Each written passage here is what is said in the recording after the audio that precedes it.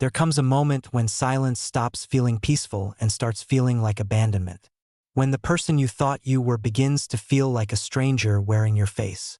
When the love you've been seeking starts to feel like something foreign, something that could never truly touch the depths of who you are becoming. You've been here before, haven't you? In those quiet hours before dawn, when the world hasn't yet remembered how to pretend, and you find yourself staring into the mirror of your own solitude. The reflection looking back isn't quite right. It's familiar, yes, but distant somehow, like looking at a photograph of someone you used to know intimately but can barely remember. This is the moment when the soul begins its most sacred rebellion. Not against the world, but against the carefully constructed self that has been your companion for so long. The self that learned to smile at the right moments, to desire the right things, to love in the right ways. The self that has been searching for love everywhere except in the one place it could ever truly be found.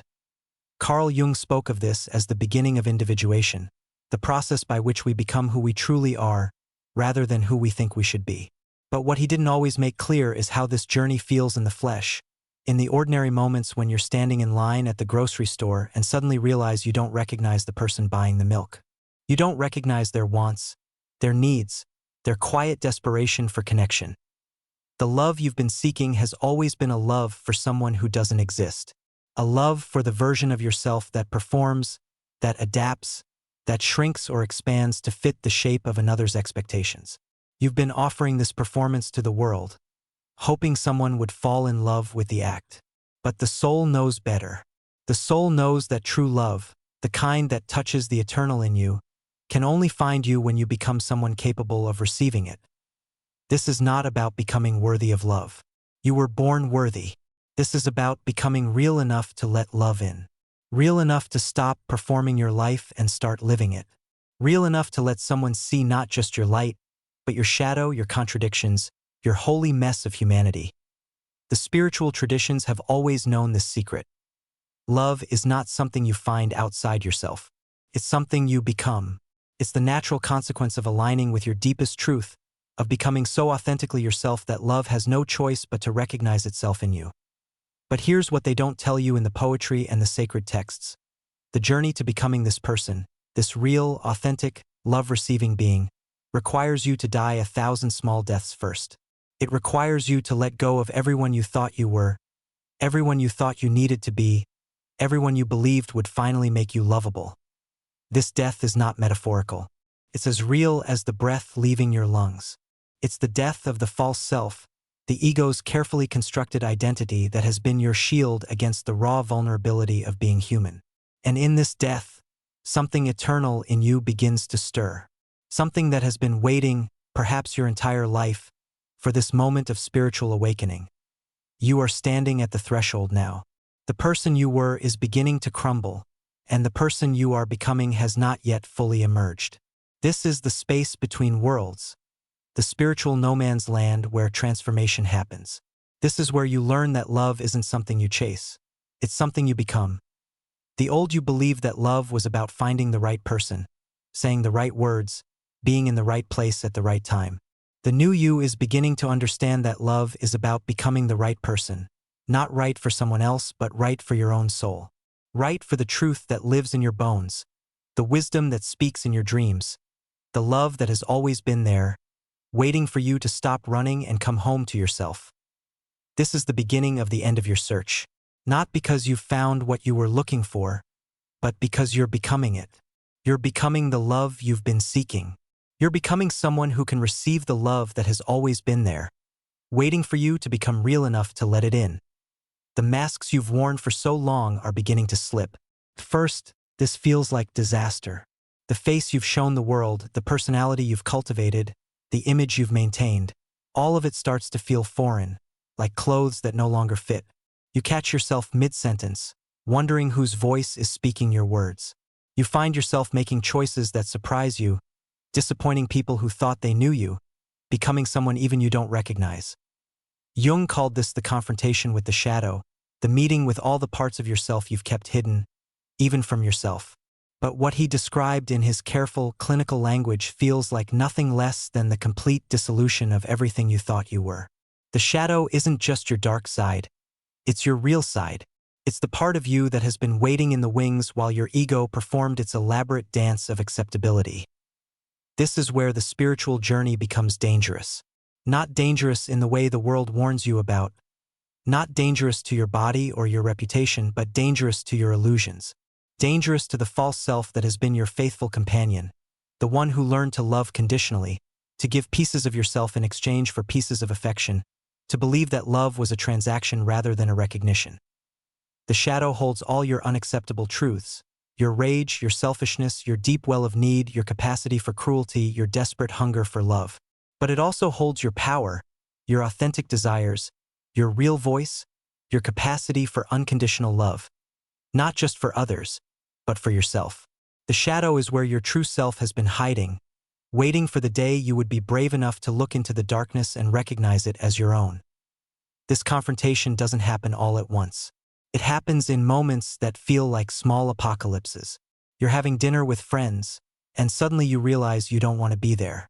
Not because you don't love them, but because you've been performing the version of yourself that they expect, and tonight, that version feels like a costume you can't bear to wear another moment. You excuse yourself early, and as you walk to your car, you feel something shifting in your chest. Not breaking, but breaking open. Or you're in a relationship that once felt like everything you wanted, and now it feels like a beautiful prison. The person you love hasn't changed, but something in you has. You realize you've been offering them a version of yourself that isn't real, and now that the real you is beginning to emerge, the relationship feels like it's built on a foundation of sand. This isn't about them being wrong for you. It's about you finally becoming right for yourself. The false self doesn't go quietly. It fights for its life because, in a way, it is fighting for its life. It's the part of you that learned to survive by being what others needed, by reading the room and adjusting accordingly, by being the good girl or the strong man or the perfect partner. It's the part of you that believes love is earned through performance, that acceptance comes through conformity, that safety lies in being what others expect. But the soul has different plans. The soul wants to be seen, not performed. The soul wants to be loved for what it is, not for what it can do or be or provide. The soul wants to give and receive love from a place of fullness, not from a place of need. And the soul knows that this can only happen when you become someone who is no longer afraid of your own truth. This is the season of your life when mirrors become sacred objects. Not because you're becoming vain, but because you're becoming real. You look at your reflection and see not just your face, but your history, your wounds, your beauty, your power. You see the child you were, the person you've become, and the soul you've always been underneath it all. The mirror stops reflecting your performance and starts reflecting your essence. The breakdown of the false self is not a breakdown at all. It's a breakthrough. It's the moment when the soul finally has space to breathe, to speak, to choose. It's the moment when you realize that all the love you've been seeking was always there, waiting for you to become someone authentic enough to receive it. The love wasn't absent. You were. The real you was hidden behind layers of who you thought you needed to be. This is the spiritual adolescence of the soul, messy, confusing, necessary. You're not the person you were, but you're not yet the person you're becoming. You're suspended between two worlds, two versions of yourself, two ways of loving and being loved. And in this suspension, something miraculous begins to happen. You begin to love yourself for the first time, not for who you might become, but for who you are right now, in all your unfinished, imperfect, beautifully human glory. There is a moment in every deep spiritual journey when you realize there is no going back. Not because the path behind you has disappeared, but because the person who walked that path no longer exists.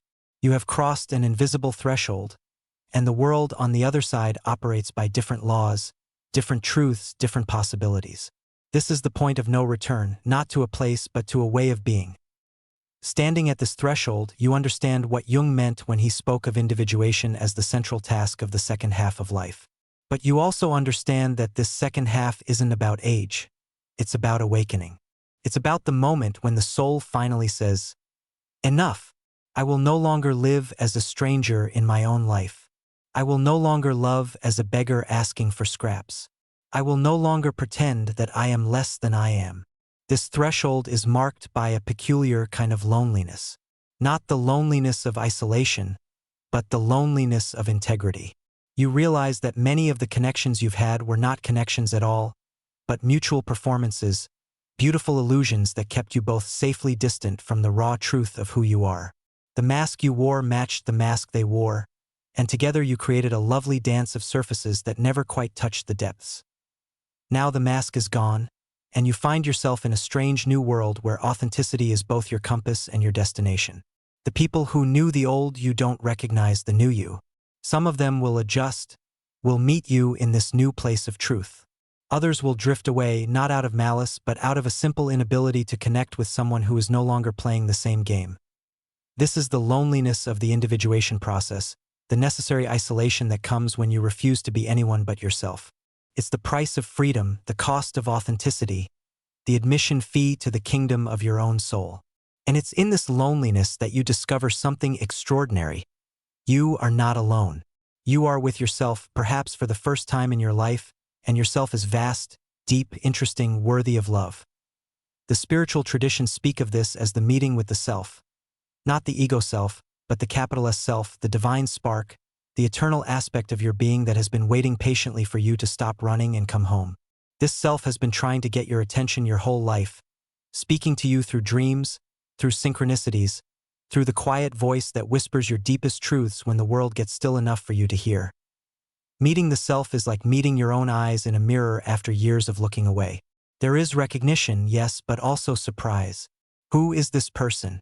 This complex, contradictory, beautiful being who has been living your life while you were busy trying to be someone else? This is the person capable of receiving love, not because they are perfect, but because they are real. The threshold you cross is not a place but a decision. The decision to stop abandoning yourself in the name of love. The decision to stop offering the world a diminished version of who you are in hopes that someone will find it acceptable. The decision to risk being seen, truly seen, even if it means being rejected by those who preferred your performance. This decision changes everything. Time feels different, less urgent, more spacious. You stop rushing toward some imagined future where you will finally be worthy of love and start inhabiting the present moment where you already are. Relationships change. Not because you become difficult, but because you become honest. Work changes, not because you become irresponsible, but because you start choosing based on what feeds your soul rather than what feeds your image. The voice that emerges from this threshold is not your voice as you've known it. It's deeper, steadier, more certain. It speaks from the place in you that has always known the truth, even when your mind was confused, even when your heart was broken, even when your ego was performing its elaborate dance of adaptation. This voice knows that love is not something you find but something you become. It knows that the right person will love you not in spite of your authenticity but because of it. It knows that the love you've been seeking has always been seeking you, waiting for you to become someone real enough to receive it. From this threshold, you can see your whole life with new eyes. The relationships that didn't work out weren't failures. They were your soul's way of showing you what love looks like when it's not real. The loneliness you felt wasn't punishment. It was preparation. The space needed for you to grow into someone who could hold real love. The pain you've carried wasn't proof of your unworthiness. It was the compost from which your authenticity would grow. Now, living from this new frequency, you understand that love is not a reward for being good enough. Love is the natural consequence of being real enough. It's what happens when you stop performing your life and start living it. It's what emerges when you become someone who can receive not just love, but truth, not just acceptance, but recognition, not just companionship, but communion. The new frequency you operate from after crossing the threshold is subtle but unmistakable. It's like tuning into a radio station that was always there, broadcasting its signal, but you didn't have the right receiver until now. The receiver is your authentic self, cleared of the static of performance, the interference of false beliefs, the noise of trying to be someone you're not. From this frequency, you notice things you never noticed before. The way people's energy feels when they're performing versus when they're being real. The difference between connection and collision, between love and need, between intimacy and dependency. You start to see that most of what you thought was love was actually something else. Transaction, projection, mutual rescue, shared fantasy. This new way of being attracts different experiences. Not because you're doing anything differently in the external world, but because you're being someone different in the internal world. You're no longer broadcasting the signal of need, of incompleteness, of desperation disguised as desire. You're broadcasting the signal of wholeness, of presence, of love that doesn't need to be filled because it's already full. The people who are drawn to you now are drawn to your essence, not your performance. They're not looking for someone to complete them because they're working on their own completion. They're not trying to fix you because they're not trying to fix themselves. They're looking for recognition, for resonance, for the deep acknowledgement that comes when two authentic souls meet in the space of truth. This is when you understand what Jung meant when he wrote about the Konyangsho, the sacred marriage not just between two people, but between the conscious and unconscious aspects of the self. You realize that you've been looking for someone to marry the parts of yourself you couldn't accept, to love the pieces of yourself you couldn't love. But the real marriage happens within you first, the integration of your light and shadow, your strength and vulnerability, your independence and your need for connection. The intuition that emerges from this integration is like having a direct line to your own wisdom. You know things without knowing how you know them. You can feel the difference between what serves your soul and what serves your ego. You can sense when something is aligned with your truth and when it's just a beautiful distraction from your truth. This inner knowing changes how you approach relationships. You stop trying to figure out if someone is the one and start noticing if there's someone who can meet you in the space of truth. You stop asking if they love you and start asking if they love themselves enough to love you fully. You stop wondering if you're compatible and start sensing if you're resonant. The love that finds you from this frequency is different from anything you've experienced before. It's not the desperate love of two incomplete people trying to make one whole person. It's not the addictive love of two people high on each other's projections. It's not the comfortable love of two people who have agreed to sleep through life together. This love is awake. It sees you clearly. Not just your beauty, but your mess. Not just your strength, but your wounds. Not just your light, but your shadow. And it loves all of it not because it's perfect, but because it's real. This love doesn't try to fix you or complete you or save you.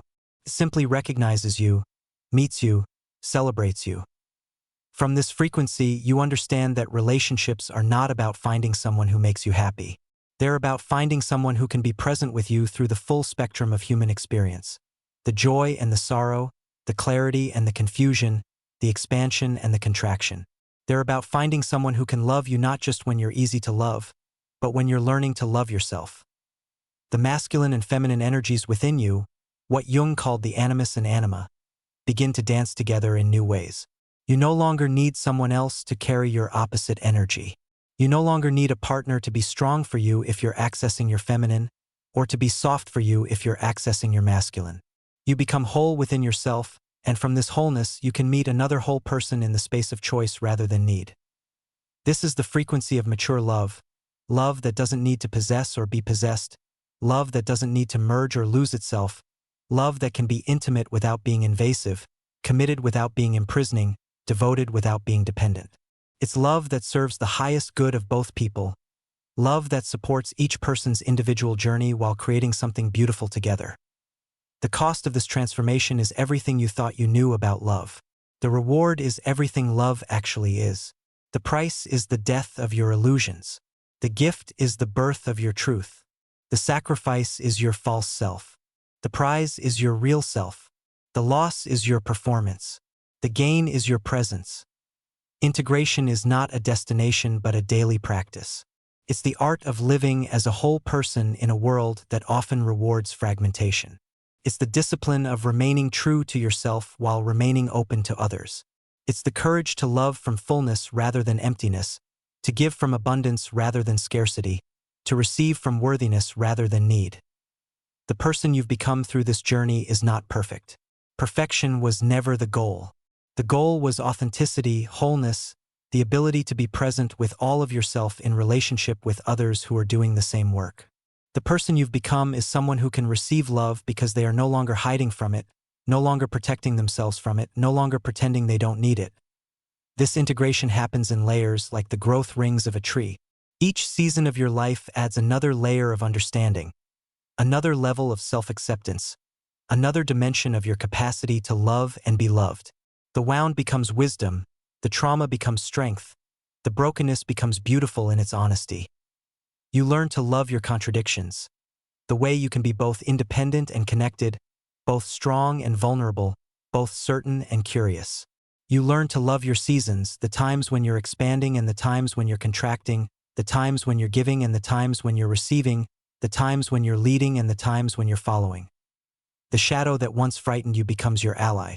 The parts of yourself you tried to hide become sources of power. The wounds you tried to heal become gateways to compassion. The mistakes you tried to forget become teachers of wisdom. The shame you carried becomes the compost from which your self-acceptance grows. This is what Jung meant by the transcendent function, the ability to hold the tension between opposites and create something new from their union. You become someone who can hold both your light and your dark, your strength and your weakness, your independence and your need for connection. You become someone who can love paradox, who can be comfortable with mystery, who can trust the process even when you can't see the destination. The love that you can now receive is not the love you thought you wanted. It's better. It's more real, more honest, more sustainable. It's love that doesn't need to be earned or maintained through performance. It's love that recognizes itself in you, that sees the divine spark in your humanity, that celebrates your wholeness rather than trying to fix your brokenness. This love doesn't complete you because you're already complete. It doesn't save you because you've already saved yourself. It doesn't fix you because you were never broken. It simply recognizes you, meets you, dances with you in the space of truth. From this place of integration, you understand that every relationship, whether it lasts a moment or a lifetime, is a mirror, a teacher, a gift. The ones that challenge you show you where you still need to grow. The ones that support you show you how far you've come. The ones that leave show you how to love with an open hand. The ones that stay show you how to love with an open heart. The inner freedom you've found is not the freedom from relationship but the freedom to relationship. It's the freedom to love without losing yourself, to commit without compromising your truth, to be intimate without being invasive. It's the freedom to choose love from a place of wholeness rather than need, to give love from a place of abundance rather than scarcity, to receive love from a place of worthiness rather than desperation. This freedom is both the cost and the reward of the journey. The cost is everything you thought you were. The reward is everything you actually are. The price is your illusions. The gift is your truth. The sacrifice is your false self. The prize is your real self. You are no longer the person who started this journey. You are not the person who believed that love was something to be found outside yourself. You are not the person who tried to earn love through performance, who tried to deserve love through perfection, who tried to capture love through control. You are the person who discovered that love is not something you find but something you become. You are the person who learned that the right love will find you when you become someone who can receive it. You are the person who realized that the love you were seeking was always there, waiting for you to become real enough to let it in. The silence that once felt like abandonment now feels like presence. The solitude that once felt like punishment now feels like sanctuary. The authenticity that once felt like risk now feels like home. You have crossed the threshold, died the necessary deaths, been reborn into your own truth. You are someone who can receive love now, not because you've become perfect, but because you've become real. Not because you've eliminated your shadow, but because you've integrated it. Not because you've healed all your wounds, but because you've learned to love yourself with your wounds. Not because you've become someone else, but because you've finally become yourself. The love that finds you now recognizes this. It doesn't love you in spite of your authenticity, but because of it. It doesn't love you despite your wholeness, but because of it. It doesn't love you although you're real, but because you're real. If you've made this journey, if you've crossed this threshold, if you've become someone who can receive love not by changing yourself but by being yourself, then you know the secret that cannot be taught but only lived. True love won't find you until you become someone who can receive it. And you, in all your beautiful, authentic, integrated wholeness, have become that someone. The journey continues, but the destination is already here. The love you've been seeking has been found. Not out there, but in here. Not in someone else, but in yourself. Not in the future, but right now. You are the love you've been seeking. You are someone who can receive love. You are home. If you've crossed the threshold, if you've become someone who can receive love not by changing yourself but by being yourself, If you found the love you were seeking by becoming it, then leave this in the comments as a beacon for others who are on the same journey. Silence is my sword. Awareness is my shield.